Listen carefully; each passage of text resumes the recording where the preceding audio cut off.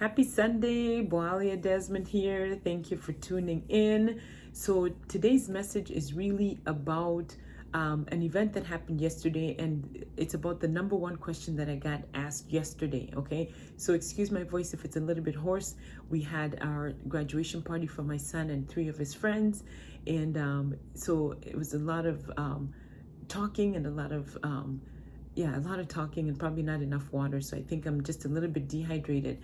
But anyway, so the number one question that I got asked yesterday, this question came up over and over and over from so many people that I just thought I'm going to talk about it because I'm going to. So, knowing that my son is 18, right? He's going to be going off to college in the fall.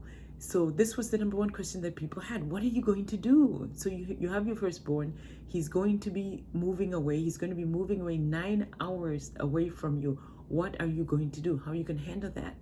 And so, you know what, I got to thinking, well, my life is a little bit different. So I think a little bit more different than most.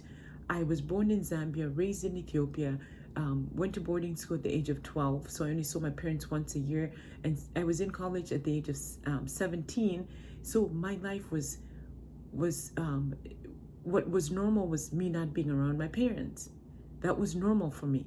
And so, the difference being that we've raised our children and we've been there with them since they were born to 18 now for Victor. He's 18 years old, but he's getting ready to go to school. So what am I going to do? The way I look at it, honestly, so this is truly the way I see it. We are entrusted with our children for a period of time, right? God has entrusted us. He's gifted us these children to raise, but we don't own them. So each person has a purpose here on earth.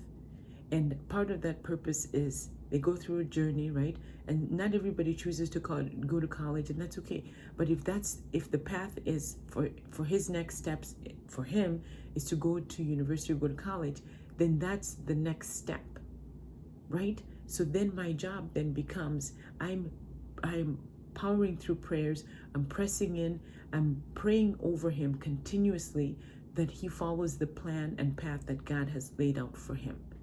Because truly, we are not living their lives. So we love them enough to let them go, to experience the things that they're supposed to be experiencing. Last year we went through a pandemic, right? And that pandemic for our family was a blessing of time, a blessing of renewed relationships, a blessing of being able to get to know one another again. And that was an absolute blessing. But what it also taught me was that at any given moment, time can change, life can change in an instant.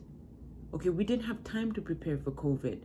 COVID just came and we were forced to pivot. We were forced to do things that weren't the normal. Observing from that, it taught me that don't delay.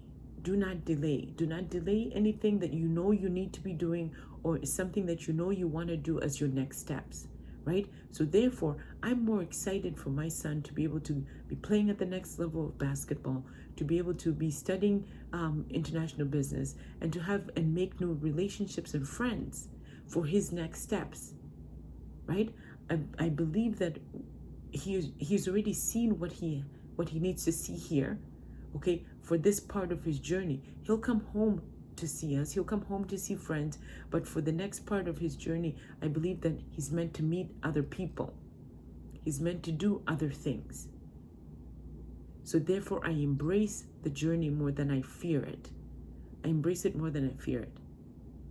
And I'm excited for him to start to live the next best years of his life, to enjoy the life that he's been given, to become the person that he's meant to become, and to see that side of him. And you know what, to be quite honest, parents, kids, start to leave, for longer pockets and periods of time from the age of really 15 and a half to 16. 15 and a half, they're getting picked up by their friends, so they're going places and doing things. 16, they have a driver's license, they get a car, and then the amount of time that they spend away from home just starts to get bigger and bigger, right? 18, they're really barely at home. So but at that point, you should have learned to start to build in hobbies for yourself that are going to keep you busy in those pockets of time when your children keep leaving you for longer and longer periods of time. That's how I see it. Is it right or wrong? That's just, that's what I do. I fill my time.